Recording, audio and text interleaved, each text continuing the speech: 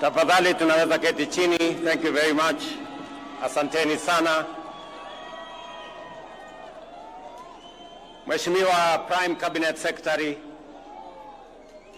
waheshimiwa mawaziri, makatibu, katibu mkuu wa KOTU, Daktari Francis Atwoli, and the entire labor movement leadership. Ndugu na dada wafanyikazi wenzangu wa taifa la Kenya, hamjambo. Hamjambo tena. Wafanyikazi hoye. Wakenya hoye. Mimi nafurahi sana kuungana na nyinyi katika sherehe hii ya muhimu ya kuadhimisha siku ya wafanyikazi katika taifa letu la Kenya. Pia kuadhimisha miaka 60 ya KOTU katika taifa letu la Kenya. Na kama mfanyikazi, naungana na wafanyikazi wenzangu. Kuna wale wafanyikazi wako permanent and pensionable. Alafu kuna wafanyikazi wengine kama sisi ambao tuko kandarasi ya miaka. Wengine wako na kandarasi ya miaka 3, wengine miaka 5 na tofauti zingine. Lakini sote sisi ni wafanyikazi wa taifa letu la Kenya. Na itachukua sote tukiungana, tukishirikiana, kwa sababu kuvua ni kazi, kufundisha ni kazi, kutibu ni kazi, kulinda walinzi wale kutoka yule guard mpaka CDF wa jeshi, wote ni wafanyikazi. Pale sokoni kazi inaendelea, kule viwandani ni kazi inaendelea na wafanyikazi, kule mashambani vile vile ni kazi inaendelea na wafanyikazi.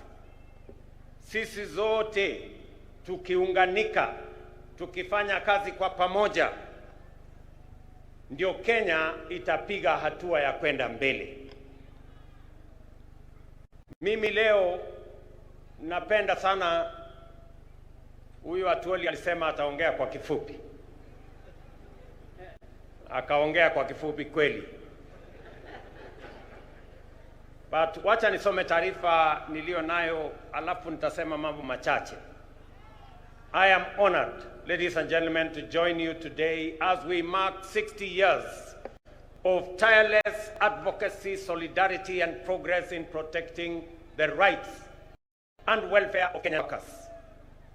International Labour Day grants a timely reminder of our constitutional and moral duty to uphold the dignity of labor without discriminating by age, gender, race, ethnicity, or ability, and to continually confront the evolving challenges facing our workforce. Self-reliance in production is the key to economic growth and resonates deeply with our collective national ambition. It calls on all of us as government, workers, entrepreneurs, and communities to champion a Kenya that is resilient, productive, and truly self-reliant. It is in this spirit that this week the Cabinet approved the 2025 Finance Bill, a key instrument in our ongoing national economic transformation quest. This bill has been carefully crafted to stimulate economic growth, deliver efficiency, and enhance competitiveness and expand opportunity. In fact, its provisions are designed to offer targeted relief for both businesses and workers, and to support the spirit of enterprise and productivity. Notably, To improve workers' take-home pay, employers will now be required to apply eligible tax relief and exemptions directly when calculating pay as you earn, a significant shift from the current system where such reliefs can only be claimed from Kenya Revenue Authority. Precisely what Atwoli was talking about. I think he read my speech, and that is why he was raising those issues. This will increase efficiency and immediately benefit employees. Additionally, all pensions and gratuity payments for both the public and private sector will now be tax exempt. This reform is a recognition of the service and sacrifice of our senior citizens and workers, and a step towards ensuring that retirement is met with dignity, not stress. Small businesses will also benefit from simplified tax treatment, as they will now be allowed to fully deduct the costs of everyday equipment in the year of purchase, thereby eliminating unnecessary delays in accessing or assessing tax relief. Distinguished workers, ladies and gentlemen, when we speak of making Kenya truly self-reliant, I am proud to report to the nation that we are not merely making declarations. We are taking bold, concrete, and measurable steps. We are walking the talk, and here is why. For decades, our national savings culture was stagnant compared to our neighbors in Uganda and Tanzania and elsewhere. Until 2023, just 2 years ago, the average Kenyan worker saved only 200 shillings a month through the National Social Security Fund. Over a span of 60 years, we collectively as a nation managed to save 320 billion. In 2023, we operationalized the law mandating a savings contribution of 6% by both employee and employer, and the result has been remarkable and impressive.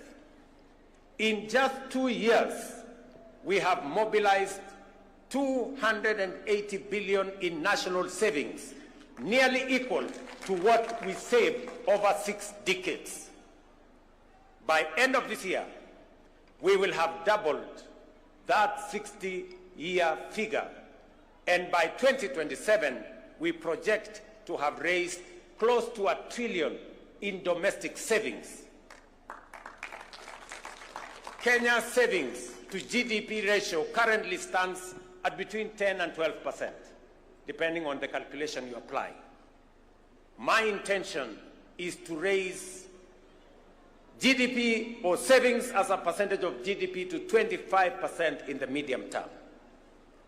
That will enable us as a nation to build a pool of resources that we can use to lend to the SMEs and the private sector, and we can grow more businesses and reduce the cost of borrowing, so that the double-digit borrowing of 18% or 20%, it is not possible for us to grow our economy, to grow more business, to expand enterprise, if the cost of borrowing money is high.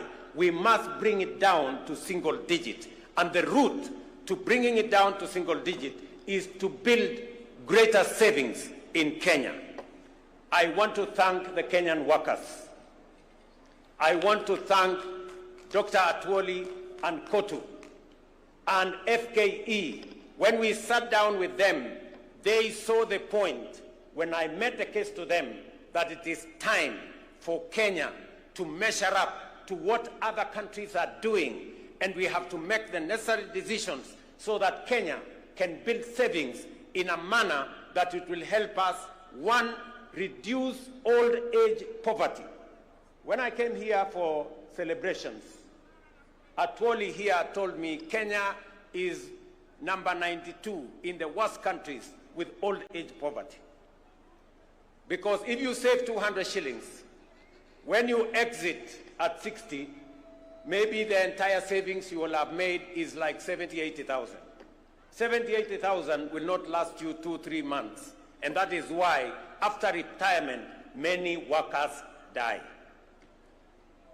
So we must make sure that after retirement, all workers will have a decent livelihood and they can have a good measure of pension, and also make sure that they can have monthly income coming from their hard-earned savings when they had the energy to work. The blueprint of our inclusive plan in the bottom-up economic transformation agenda is anchored on 5 key pillars: agriculture, micro and small enterprises, universal health care, affordable housing, and the digital and creative economy. I must stand here to thank the Kenyan workers from across the divide. You all remember that in 2022, we had challenges of food insecurity. We had challenges of inflation. We had challenges of exchange rates. I want to say and to report to the country that after 2.5 years, our Kenyan farmers have done a tremendous job. They have produced food. We have supported them. We increased our maize production by 40% in the last 2 years. We increased our production of coffee. We increased our production of tea. We have increased our production of sugarcane. And today, our import bill, importing maize or sugar or the other commodities, has gone down because our farmers are producing more than they have done before. We must commend them because they are working for the people of Kenya. I must also say that because of the interventions that we have made, inflation has come down from 9.6% to 3.5% this year. Exchange rate has come down from 165 to the dollar to now 129 to the dollar. We have expanded our foreign exchange reserves by 2.4 billion shillings. 240 billion shillings. So we have made progress. And that is the reason why the IMF last week listed Kenya as the 6th largest economy. In 2022, Kenya was the 8th largest economy. In 2.5 years, we have managed to overtake Angola, we have managed to overtake Ethiopia. Now Kenya is the 6th largest economy in Africa. In fact, it is the largest economy in East and Central Africa. And it is because of the Kenyan workers, the collective effort of our farmers, of our workers in industry, of our teachers, and everybody else that has contributed to moving Kenya to where we are today. I am very confident about the future of our country if we work together in the manner in which we are working together. In agriculture, our overarching goal remains to make farming profitable, stabilize farmer incomes, and secure national food security. The reduction of fertilizer prices has led to 40% surge in maize production, boosted farmer earnings, reforms in the coffee sector, including the elimination of inefficiencies and corruption, and the streamlining of the Nairobi Stock Exchange have raised farmer prices from 50 shillings to a kilo to between 100 and 150 shillings to a kilo now. Similarly, reforms in the sugar sector have revitalized the industry, leading to record production, better incomes, and bonus payouts for farmers, while creating thousands of new jobs. I recall with very deep personal satisfaction seeing Mama Redempta Makoha of Mumias receive a bonus check of 80,000 in January this year, money she has proudly used to advance her well-being. That is what real impact and transformation looks like. And let me assure the Kenyan workers and the representative of the Kenyan workers, we've just completed the leasing of the 5 sugar factories owned by the government of Kenya. They will now be commercially run by private sector players who have the acumen, the resources, the know-how on how to run business. And I want to assure you that no worker is going to lose their job. In fact, with the increased efficiencies, with better performance of these factories, we are scheduled to hire more workers so that we can drive our sugar industry. Our affordable housing program is another flagship initiative delivering real impact. By end of April, it had created 250,000 jobs spanning architecture, engineering, urban planning, masonry, carpentry, plumbing, electrical work, while reinvigorating local economies. I proudly saw workers from affordable housing in this meeting, and I want to commend them for the transformation they are carrying out in the Republic of Kenya, not just in Nairobi, but everywhere else. This program will, in the next few years, expand home ownership across the country. Ladies and gentlemen, the MSME sector remains the greatest untapped reservoir of employment in Kenya today. Our commitment to unlocking its potential is resolute. The Hustler Fund continues to deepen financial inclusion and support entrepreneurship at scale. To date, over 25 million Kenyans have accessed nearly 70 billion through the fund, with over 4.5 billion saved, mobilized in savings.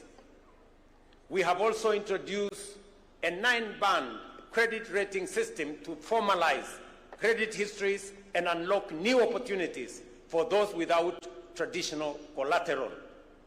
Already, more than 4.5 million borrowers with A and B rating have qualified for the Hustler Fund Bridge product, linking them to commercial banks and paving the way to the formal credit market. Over 400,000 have transitioned to this product, with some accessing up to 150,000 without security, without title deeds, without logbooks. They can now have access to 150,000. These borrowers are the future of our enterprise and economy. Ladies and gentlemen, our education, we are closing the teacher shortage gap that existed in 2022 of 116,000. We have recruited over 76,000 teachers in the last 2 years. And we have set aside another 2.4 billion shillings in this year's budget to hire additional teachers, 20,000 of them, with effect from January next year. Further, the government has allocated another 1.6 billion for capacity building for teachers and another 1 billion for the promotion of teachers, so that we can have them assist us produce more human capital and more workers with skills and competencies to manage our economy and to run our country. This investment has improved student-teacher ratios, enhanced literacy and numeracy, and generated stable employment in communities across the country. Labor migration continues to be a cornerstone of our strategy to expand jobs for Kenyans. Last year, over 200,000 Kenyans secured jobs abroad. This year, we are strengthening our efforts through targeted recruitment and bilateral labor agreements. The newly opened Labor Attaché office in Berlin will help operationalize these partnerships and serve as strategic hub for accessing opportunities in the broader European countries or European Union of 26 countries. The net well-being of workers is incomplete without health security. I am pleased to report that over 21 million Kenyans have registered under the Social Health Authority, up from 8 million under what was NHIF. This is a monumental leap towards universal health coverage. I urge every Kenyan to register, and I am happy that every day I watch the SHA portal, and every day between 45,000 and 50,000 Kenyans register. They are assessed, and we are moving the country towards universal health coverage. We are overcoming the teething problems that existed, and more Kenyans are beginning to realize that we can have universal coverage, reaching out to as many Kenyans as possible. Distinguished workers, ladies and gentlemen, the right to join a union for protection of the values of fair pay, safe working conditions, and the right to unionize is a constitutional guarantee. I have directed the Ministry of Labor and all relevant agencies to ensure that even employees under outsourced contracts can freely join trade unions and benefit from collective bargaining frameworks. Additionally, I am also pleased to announce that Kenya will ratify the two critical ILO conventions. ILO Convention number 189 of 2011 on domestic workers to safeguard their dignity and rights, and ILO Convention number 190 of 2019 on eliminating violence and harassment in the world of work. Dr. Mutua and team, you know what you need to do, so that when we come here next year, we will report to the Kenyan workers that we have ratified and we have concluded our work. As Dr. Atwoli has said, when we agreed to enhance pay by 6% last year,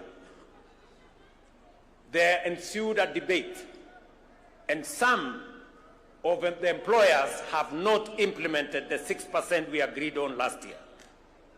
It is not right, it is unacceptable, and I am directing the ministry to work with the head of public service to ensure that every employer makes sure that we implement the 6% increase of salary that we agreed upon last year, and to quickly embark on the exercise to put together the next agreement so that we can take it forward in the next time.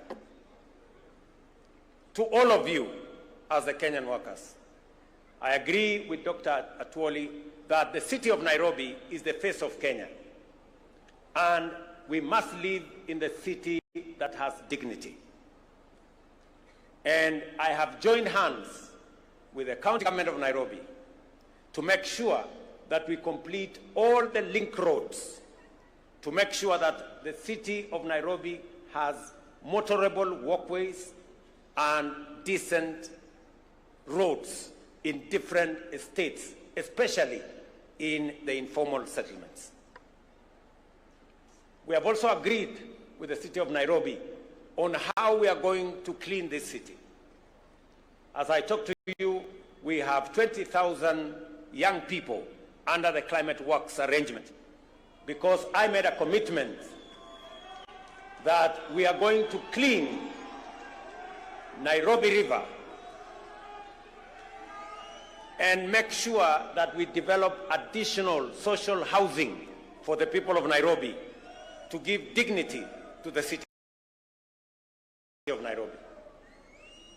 I went around the city of Nairobi 2 months ago, and we also agreed that the children of Nairobi, who today don't have as much school facilities and infrastructure as other counties, will benefit from additional government support, so that all the children in the city of Nairobi, especially those who live in informal settlements and attend informal schools, are graduated to public schools where they can get proper education paid for by the government of Kenya.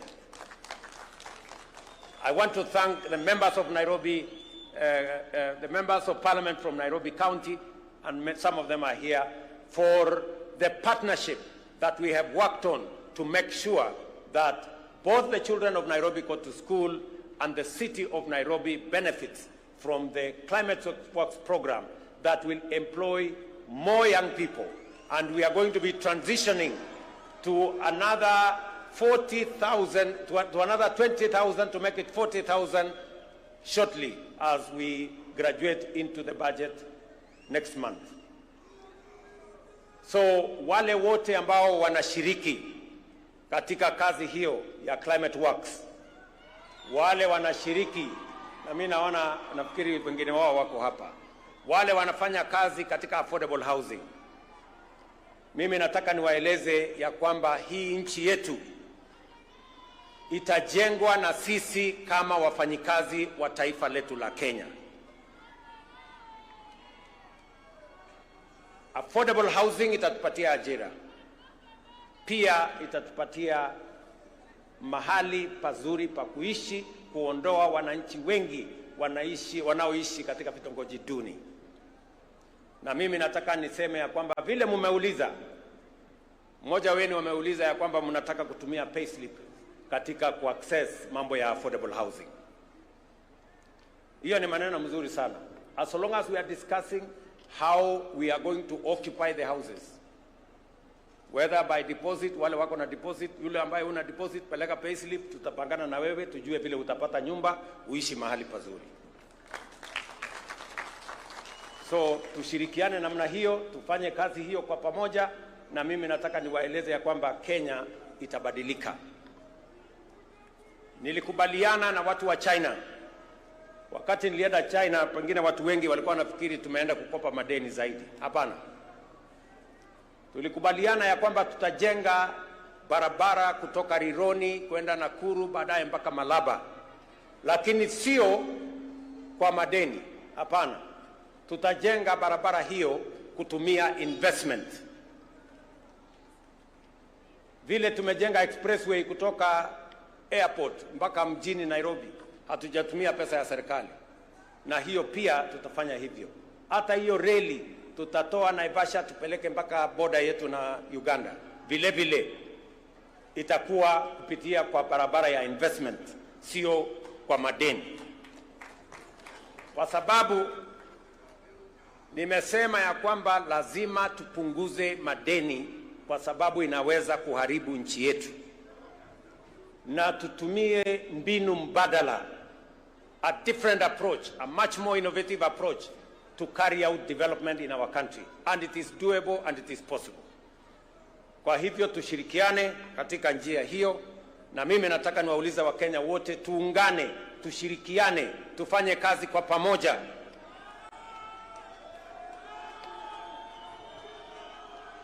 Uchaguzi inakuja 2027. Na Wakenya wataamua mambo ya uchaguzi 2027. Kwa sasa tushirikiane, kila mtu afanye kazi mahali ameajiriwa. Ikifika wakati huo kutakuwa na mtihani, 2027 kutakuwa na mtihani. Wale watapita mtihani wataendelea, wale wataanguka mtihani wataenda kulima, na dunia itasonga mbele. So Kenya inatakikana tuwe namna hiyo, tukijua ya kwamba tusiharibu muda wetu mkubwa tukigombana ugomvi pande hii, sijui nani atafanya wapi, sijui nani ndio nini. Hiyo ni mambo ambayo haiwezi kutusaidia kwa sasa. Kwa sasa tuzalishe chakula, tusaidie wakulima wetu, tusaidie kilimo, ituzalishie chakula, ituzalishie mambo ya agro processing, itupatie bidhaa ambayo tutauza nje ya nchi, tuweze kudhibiti uchumi wa taifa letu la Kenya. Tujenge affordable housing, wa Kenya watoke katika slums. Tuhakikisha kwamba kuna bima ya afya ambayo haibagui nani yako na kazi, nani hana kazi.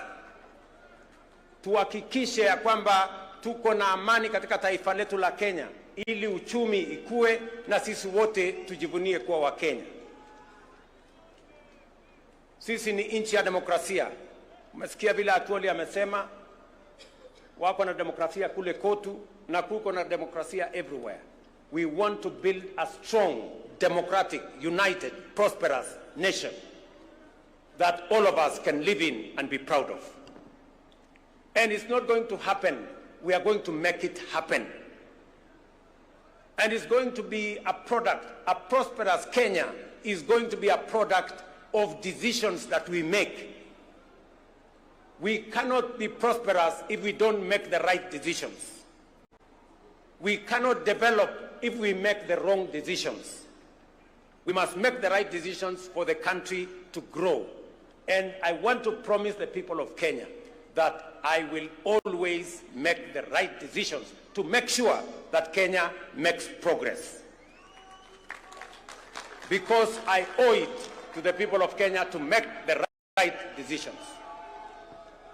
Sometimes they may not be popular, but they are the right decisions that will change the destiny of our country. If I did not make the right decisions in 2022, if I did not stop the subsidies of fuel and unga and all the other things, we would not be talking today that Kenya is the 6th largest economy in Africa. We would be talking about something else. So, tunataka tushirikiane namna hiyo, tufanye kazi namna hiyo, and I am very confident about the future of our country. Kenyans, we have the best country that we can have. We should be proud to be Kenyans. And we must do whatever it takes to make this country great. We must avoid convenient decisions that only helps us to mark time on the same spot. We must make the decisions that will make Kenya progress and move forward. And I want to assure you that as long as I'm president, I will make the right decisions that will make this country move forward, because I believe in the prosperity of our nation. I want to thank all of you for joining us today in this wonderful celebration of 60 years of Kotu, and to commit to you that we are going to work together as partners in building our nation. I want to say thank you very much. God bless you, and happy Labor Day. Asanteni sana.